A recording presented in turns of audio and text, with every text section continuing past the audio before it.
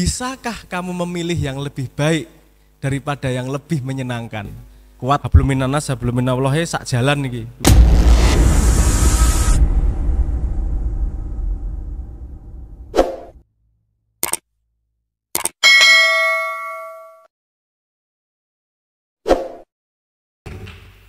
Untuk lebih asik mungkin saya buka pertanyaan bagi teman-teman, silahkan yang mau bertanya. Monggo. Yang gondrong-gondrong. Monggo teman-teman, jika ada yang bertanya. Ayo diskusi. Ayo diskusi.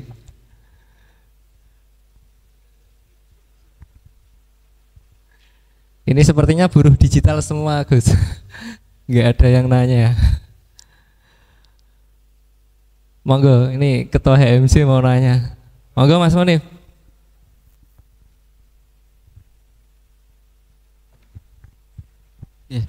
Mohon izin, assalamualaikum warahmatullahi wabarakatuh.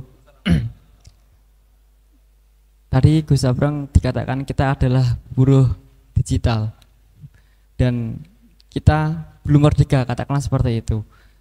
Bagaimana caranya untuk kita merdeka? Pertama, buruh mesti ada perlu kemerdekaan. Kemerdekaan terkait buruh digital. Kita semua dianggap sebagai buruh, katakanlah seperti itu. Nah, tentu adanya keinginan untuk merdeka terkait keburuan ini terhadap digital. Itu satu. Kemudian semua dikontrol dengan peraturan yang namanya Google. Nah, kalau semisal Google ini sebagai stakeholder ataupun pemimpin regulasi peraturan digital, nah bagaimana kita bukan melawannya, hampir menyetarakan dengan Google ini, karena memang hanya Google yang menjadi power di era sekarang. Seperti itu. Jadi karena Google, mohon maaf, buatan Amerika, kita sebagai mahasiswa terutama orang Islam, bagaimana caranya untuk membersamai Google? Itu pertanyaan kami. Terima kasih. Assalamualaikum warahmatullahi wabarakatuh. Oke, langsung saya respon Mbak Yo sama nunggu pertanyaan berikutnya. Pertama, tolong jangan punya asumsi dikotomis bahwa kita yang baik, mereka yang jahat, mereka penjajah, kita harus memerdekakan diri, jangan dikotomis seperti itu. Karena dunia digital juga membawa manfaat yang luar biasa. Kita jadi terbuka pada informasi, kesempatan informasinya luar biasa. Pendidikan model kayak gini nih, satu guru, banyak murid, itu dibangun pada era kelangkaan informasi. Seharusnya pada era digital, metode pendidikannya juga berubah, karena kita eranya bukan kelangkaan informasi lagi, justru tsunami informasi. Tsunami informasi. Jadi yang dibutuhkan di sini adalah kurasi, bukan lagi sumber informasi. Informasi yang banyak itu perlu kita kurasi, mana yang paling valid, mana yang tidak, dan seterusnya ya. Dengan cara berpikir Bayesian reasoning, tapi aduh, ini kejeron nanti, tapi itu ada cara berpikirnya sendiri, Bayesian reasoning. Nanti maksud saya jangan dikotomis seperti itu. Saya langsung jawab saja, misalnya Google. Kalau yang Anda maksud adalah search engine, alternatifnya banyak, Mas. Anda pernah dengar DuckDuckGo? DuckDuckGo itu adalah alternatif dari Google yang tidak nge-track preferensimu. Dia nggak peduli kamu siapa, pokoknya berdasarkan yang kamu search saja dari database dia. Dia nggak nge-track personalisasi kamu. Jadi hampir semua yang kita pakai populer sekarang itu ada alternatifnya yang tidak basis personality algoritmanya. Tapi mereka memang kalah populer karena manusia ki manja, pengennya disodori, dopaminnya itu ditriki, dibikin trik. Untuk bisa merdeka dari situ, karena yang ditrik adalah dirimu. Untuk merdeka dari itu, kamu harus merdeka dari dirimu.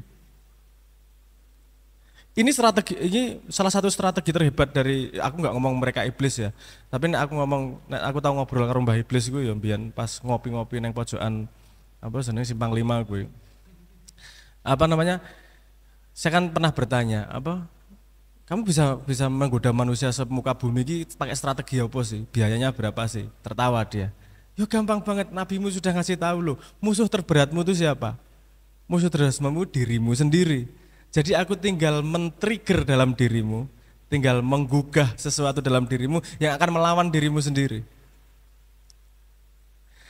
Jadi untuk bisa lepas dari jajahan itu, gini, jajahan kan gini, terus kemudian kamu nggak pakai Facebook sama sekali, nggak pakai Google sama sekali, ya eman-eman, banyak informasi juga di situ. Tapi kamu sadar bahwa di situ ada trik dalam tanda petik. Ya di situ ada personalisasi itu tadi. Kamu harus bisa loncat dari itu. Kamu harus bisa lebih terbuka.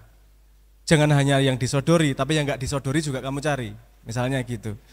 Terus untuk urusan kelegaan dopamin itu tadi, tolong tinggalkan. Sekarang ada gini. Ada, kalau coba kamu riset, ada yang namanya dopamin detox. Dopamin detox itu cukup populer beberapa tahun terakhir. Karena hampir semua ini sudah mulai sadar bahwa ditrik pakai dopamin nih manusia. Dia ditrik dari dalam dirinya sendiri. Gimana agar bebas dari penjara dopamin itu? Kamu detox dopamin sehingga kamu punya kontrol terhadap dirimu lagi. Jadi ini peperangan yang menyenangkan sebenarnya. Karena perangmu di sini bukan musuh orang. Perangmu di sini musuh kamu. Musuh kamu sendiri. Bisakah kamu memilih yang lebih baik daripada yang lebih menyenangkan? Kuat enggak? Mampu enggak? Itu bukan hal yang mudah itu. Kalau kita semua mampu, beres-beres itu enggak akan ada. Kalau kamu milih yang baik, ini bukan sifat ya, ini perilaku ekonomi yang sangat mudah dikontrol sebenarnya. Ekonomi itu ngikutin duit larinya kemana. Duit itu ngikutin orang larinya kemana. Kalau orang sudah memilih kebaikan mayoritas daripada kesenangan, itu Google dan segala macam masih milih kebaikan, wis toh, tak jamin. Wong mereka ngetutke duit kok. Ekonomi itu sederhana, ngetutke duit toh.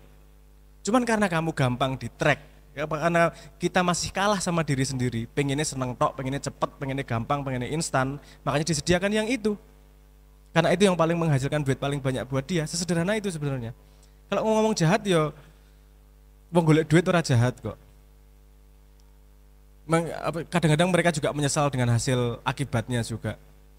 Tapi yang modali yo nek orang menghasil kredit yo bengok-bengok kan itu yo enggak gampang, itu sebuah mekanisme lagi. Saya enggak setuju kalau mau ngelawan, maksudnya 180 derajat arahnya sama kapitalisme. Kapitalisme itu buruk 100%, saya enggak setuju juga.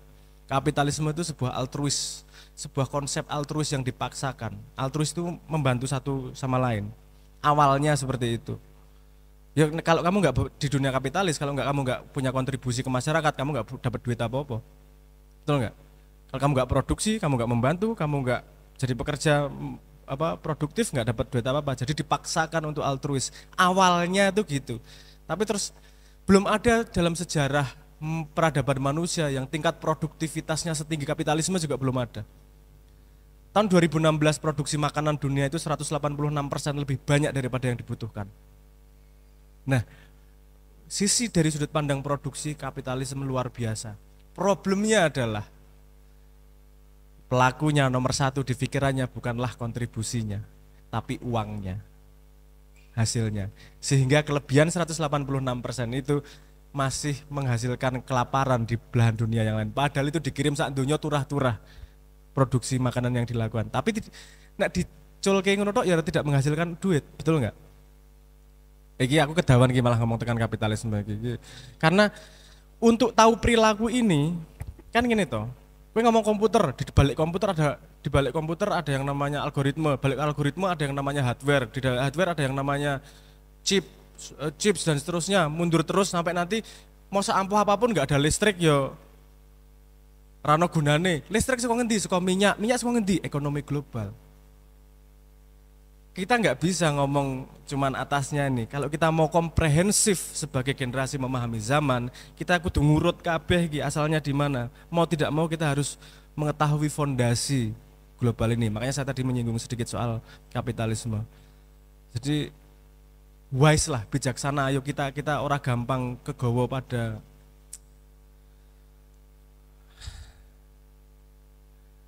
iki kalimat yang kontroversial pasti. Karena kata ideologi itu aku nggak terlalu setuju. Ideologi itu kata ganti dari tidak paham soalnya. Tapi nggak paham betul terhadap dunia juga aku ngomong ideologi itu pokoknya Islam, misalnya gitu. Gue paham tenan soal Islam. Wong Islam ke rahmatan lil alamin kok ideologi. Kalau Islam itu bukan ideologi, Islam itu konsep rahmatan lil alamin. Kalau dia jadi ideologi pembanding dengan ideologi yang lain, berarti kamu belum paham tentang Islam. Islam itu tidak bisa dibandingkan dengan ideologi komunis, opo segala macam. Dia punya misalnya gitu ya. Tapi saya sendiri memang agak rodok gatel dengan kalimat ideologi sebenarnya. Tapi pertanyaan Anda oke. Dan mumpung ini mahasiswa, aku seneng pengen trigger jane. Ngelihat sesuatu tuh ayo komprehensif. Dan apa adanya. Maksudku apa adanya ini kepercayaanmu, kesenanganmu dibawa mundur dulu. Ngelihat sesuatu sebagai apa adanya. Oh gini permainannya, oh gini. Baru kemudian kamu sebagai kamu bisa melakukan apa di lapangan itu. Karena kalau kita melihat lapangan dengan kepercayaan, kita selip-selip melihatnya. Kita tidak melihat apa adanya. Paham maksud saya? Jadi melihat apa adanya itu sangat-sangat penting sebagai modal, sebagai objektivitas. Menjawab ya tadi pertanyaan saya. Untuk kemerdekaan ini kowe ngelawan donya karo menuju akhirat bareng iki. Kowe hidup dalam zaman yang menguntungkan seperti itu. Karena kowe mengalahkan dirimu sendiri tekan akhirat, tapi juga otomatis merdeka dari kontrol algoritma. Ya iki hablum minannas hablum minallahi sak jalan iki. Lumayan kowe hidup pada zaman itu. Tapi juga tadi yang satu lagi apa pertanyaanmu? Oh, Google, alternatifnya kan banyak. Saya pengen dorong sedikit nyun sewu sebelum pertanyaan berikutnya. Kenapa saya mendorong ini? Karena Anda harus tahu Anda hidup pada zaman, pada generasi yang sangat krusial. Keputusanmu hari ini mempengaruhi bisa puluhan bahkan ratusan tahun ke depan nasib Indonesia. Anda pernah dengar ini belum? Anda pernah dengar kata bonus demografi enggak? Bonus demografi. Pernah ngeriset impact-nya apa enggak? Bonus demografi itu dalam umur negara itu hanya terjadi sekali. Kalau Anda lihat Jepang meledaknya kapan, Cina meledaknya kapan, Korea naiknya kapan, itu terjadi ketika bonus demografi. Bonus demografi adalah di mana populasi antara umur 15 sampai 65 lebih banyak daripada yang di bawah 15 dan di atas 65. Nah, itu Indonesia cuma punya waktu sekitar 15 tahun lagi. Itu kita cuma punya kesempatan sekali sepanjang peradaban sebuah negara. Apa yang terjadi? Kalau kamu berhasil memanfaatkan bonus demografi, negaranya meroket. Seperti yang diiklankan oleh salah satu presiden kita, meroket. Naik terus. Tapi kalau Anda gagal memanfaatkan bonus demografi, yang terjadi adalah Anda tidak naik, Anda mentok di situ dan akan mentok selamanya. Saya ngomong selamanya ini berdasarkan penelitian sejarah ya. Ini penelitian sejarah yang bonus demografinya dia tidak bisa naik. Salah satu contoh Thailand. Dia nggak bisa naik, GDP-nya naiknya lambat banget, nggak bisa loncat ke atas. Karena dia ngelewati masa bonus demografi tanpa menggunakan dengan efektif. Nah, Anda punya waktu 10-15 tahun ini untuk benar-benar menjadi produktif. Karena ini bernasib puluhan tahun ke depan ini. Gimana caranya biar nggak produktif? Gampang, digawe ribut neng sosmed. Dikasih kasus. Arep apa wae kasusnya agama, kayak kasusnya iki, kayak kasusnya terserah. Sementing kue ribut di sosmed sehingga tidak produktif. Anda ditahan gini aja 15 tahun, Indonesia selamanya akan dijajah. Anda hidup pada umur dan zaman di mana Anda menentukan puluhan tahun ke depan dari Indonesia. Sekarang di tangan Anda, mau meremehkan dan ribut-ribut atau sekarang mulai fokus kita produktif apa nih, kita bisa melakukan apa nih. Gak usah gede-gede, yang penting melakukan efektif. Jangan lupa kalau Anda mencari intan itu tidak semua di dalam tanah itu intan itu kecil-kecil di pojokan-pojokan. Di tanah Indonesia pemuda harus bisa menjadi intan, harus bisa melakukan produktivitas yang luar biasa karena intan-intan ini akan berguna di masa depan, di tangan Anda masa depan. Monggo lanjutkan, matur nuwun. Terima kasih.